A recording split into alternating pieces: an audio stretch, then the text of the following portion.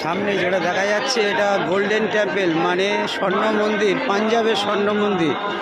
স্বর্ণ মন্দিরের ভিতরে প্রবেশ করলাম, চার সাইডের ছবিটা দেখাচ্ছি।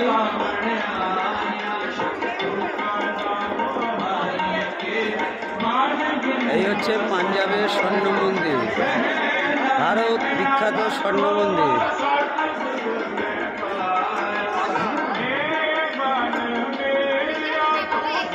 একটু আগে যাচ্ছি, স্বর্ণ মন্দিরের সামনে যে বড় ঝিল, সেই ঝিলের সামনে এলাম। ঝিলের সামনে এলাম।